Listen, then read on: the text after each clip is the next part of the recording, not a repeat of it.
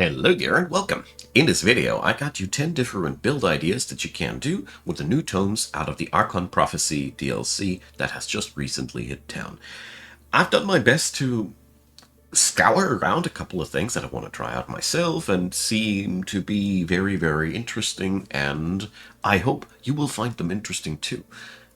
Feel free to add into the comment section the things that I have missed out because, we've only just started analyzing these. Now, with that all being said, let's get started with the number one combo that I've seen. So the Tome of Virtue does play really nicely with any form of tanky build.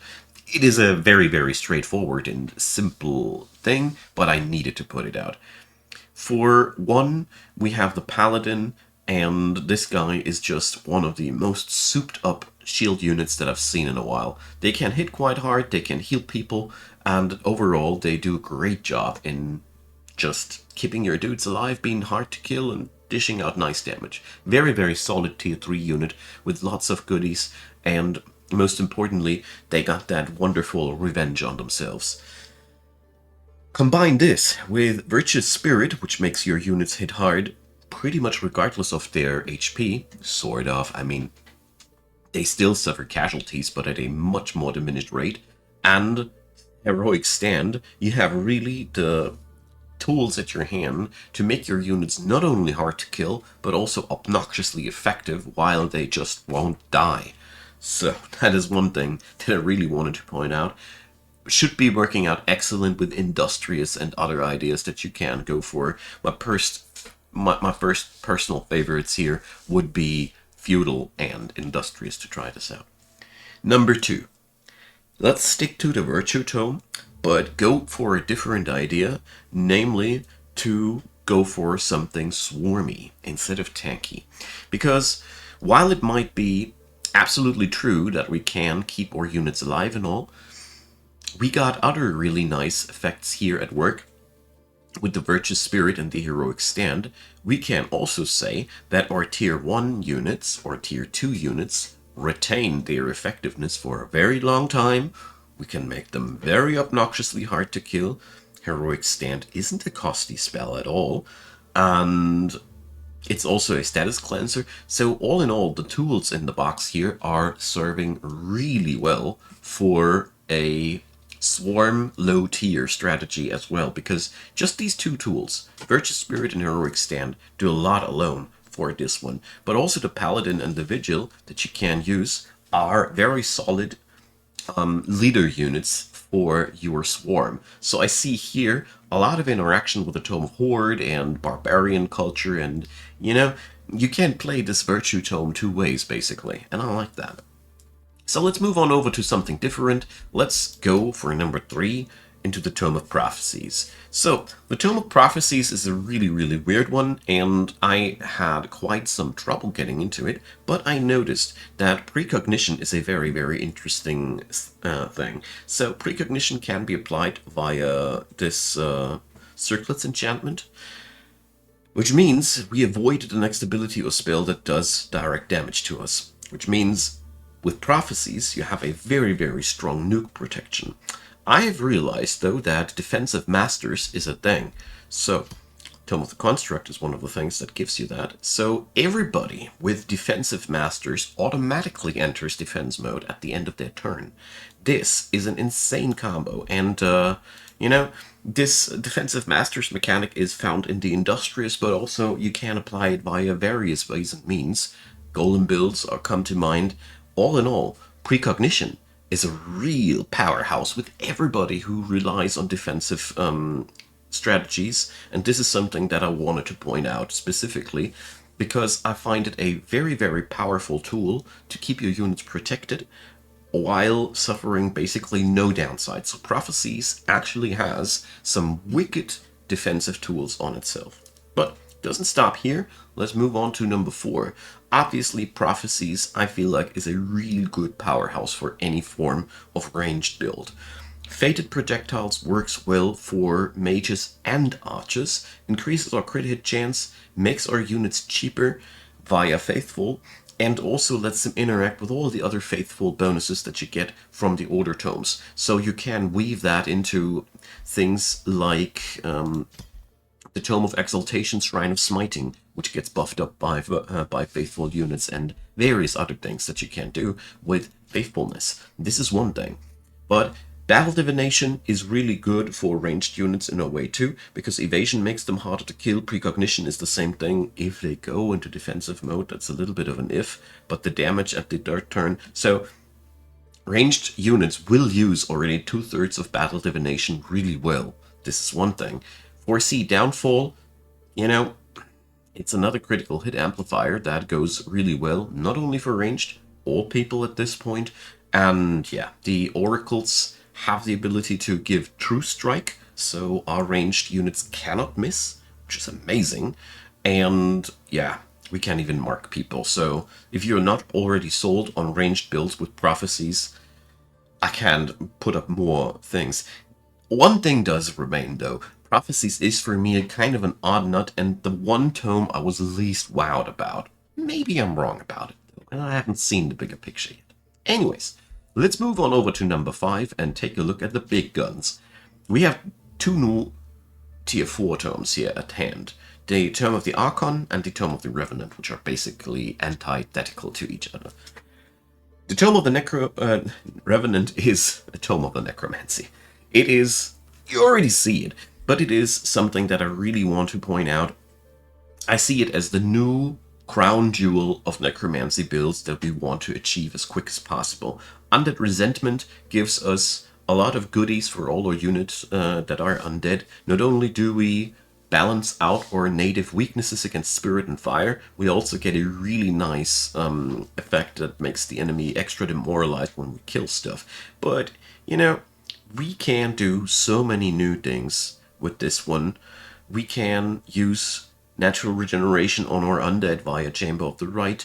We can use Revenant Whispers and get ourselves some super powerful skeletons on the side of our dudes.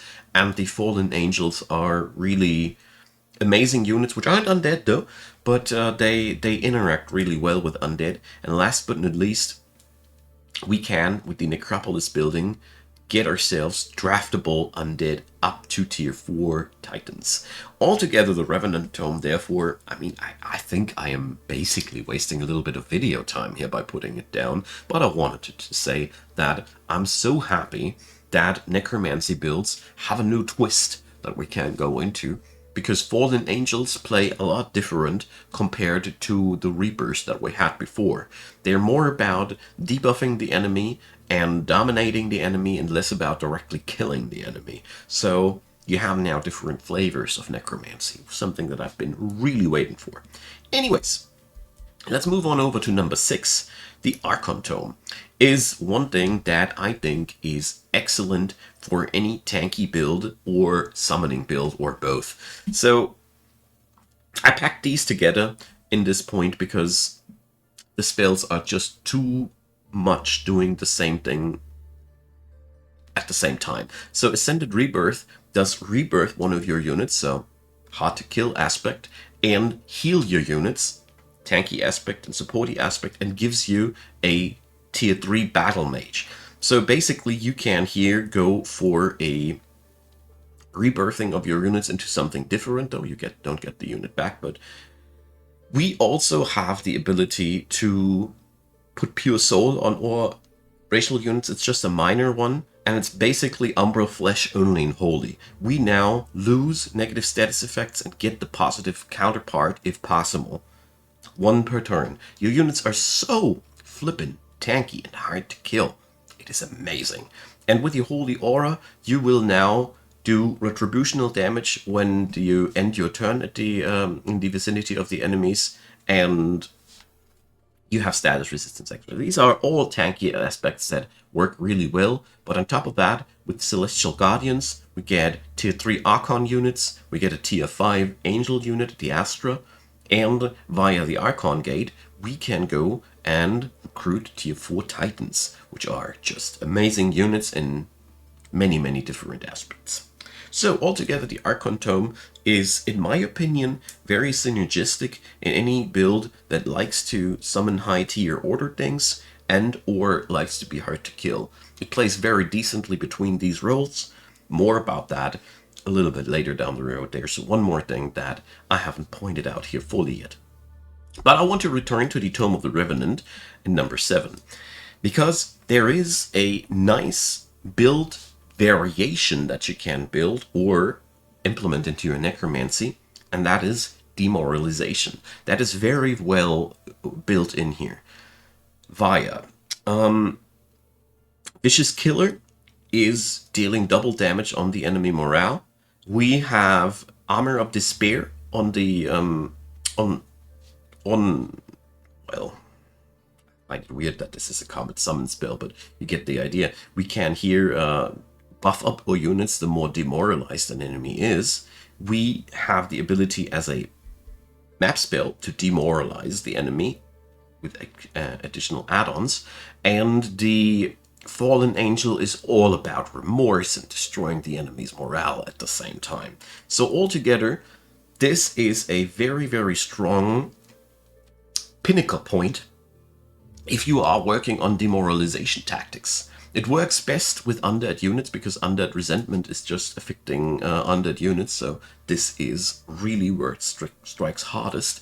But it is something that I really want to point out. This tome, you can really get huge rewards out of low morale of the enemy, and it really works well, for example, with things like, not Supremacy, where were you?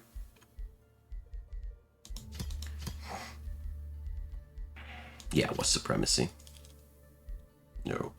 The one here, Subjugation, that was the one that I was looking for. I thought it was a tier 4. So it works well with Subjugation, for example, and other things that destroy the enemy's morale. You get the idea at this point. Now, number 8. Let's return back to the Archon Tome. There is a real nice thing hidden in here that I did overlook, and that is a synergy with any swarmy build that relies on low tier units. Because Ascended Rebirth is so strong, when you put it into use with low tier units that you willingly sacrifice, not only do they heal the rest of the flock, they also give you back a very powerful battle mage unit that is able to do even more punishing to the enemy. On top of that, with Celestial Guardians, we can get ourselves directly tier 3 Archons summoned as a backup into the battle, which is really cool, so even more swarm, basically. Our low tier units are really hard to kill due to the fact that they are basically shaking off negative effects and transforming them into buffs. So your units are generally well buffed, harder to inflict statuses on. I mean, with lower tier units, you basically really want to have any amplification on their lousy resistances after all. But most importantly, the Archon Gates Teleporter Province characteristic gives you the ability to move your small armies very, very mobile over the entire map. I don't even want to know what barbarians, for example, can do with these, but the sentiment stands. The Archon Tome gives you a lot of things that give you new troops via Ascended Rebirth and Celestial Guardians, makes your small troops hard to kill, and makes your troops very mobile with Archon Gate, and gives you a couple of really nice centerpieces via the Astra and the Titans, which serve as generals for your critters. I really like that. So, let's move on over to number 9. Let's return once more to the Tome of Virtue and explore another nice little interaction that I almost overlooked. They go really well with dragons, because Draconic Rage. Virtuous Spirit basically triggers at the same point, the same threshold point as Draconic Rage does. So the moment when your units hit 60% of their HP, they get the Virtuous Spirit bonuses, but let me show you what I'm talking about. I think here we can look it up. Here. Draconic Rage also triggers at 60% HP or lower, and we can apply Draconic Rage to a couple of different units. Many Draconic units have it by themselves, and all of your units can have this trait via the Draconian transformation at the end of the day. So, in short, this is an interaction that allows your troops to become really souped up when they hit a lower threshold. And this interaction is obviously also combinable with a tanky build or a swarmy build. Dragons and Virtue oddly make a good match, and I wanted to point it out. And with number 10, the last one, Prophecies. So with the Prophecies tome, I was a little bit unhappy and did a longer think and realized that this tome might be good for ranged builds in general due to the things that I pointed out, but it is even stronger for any mage-centric culture that uses battle mages and the magic province improvements, namely due to the Temple of the Prophet. This thing buffs you up for the more conduits you have. So basically the mystic culture is already the most thankful receiver of this whole thing. But it doesn't stop here. The whole fold of bonuses here obviously works for magic-centric cultures really well, but also the oracle's abilities are extremely good for any battle mage-centric culture because they can make things easier to kill, they can make somebody hit harder, they can really, really heal a lot, so you can have a relatively brittle frontline and keep it just alive with precognition and healing, which is something that many ranged and mage builds really love to do. And yeah, altogether, the Prophecies tome plays, in my opinion, strongest in tandem with something that already relies on battle mages and a lot of conduits, because that's where you get the most for your money. It also protects you extremely well against nukes, which is one of the major weaknesses of mage builds, in my experience at least. Be it physical or magical nukes. Physical nukes are the most vicious because battle mages traditionally have low armor. If you have an archer build, it is vice versa, but you get the idea. Precognition protects you from that as well. So you have a very strong mage economy with a very strong supporter that does well for mage builds in general, and all of the other things that I have mentioned play well into a mage culture. So, that's that. Obviously, this is pretty much the tip of the iceberg, but I like to make lists for myself for builds that I want to try out, and I meant to share. I hope you found this helpful. Let me know in the comment section what you think about it. Let me know how you would improve it, or whatever. I love to have a good talk. So, leave a like, leave a subscribe, consider supporting my work via Ko-fi, the link is down below, or any other method that tickles your fancy. I can use all the help that I can get as a content creator, and therefore, many thanks go out to all of you who help out, and a special thanks to you, right here, right now, for watching this video up until the very end, because that means a lot to me, more than you might think. So, have a good day, and see you soon.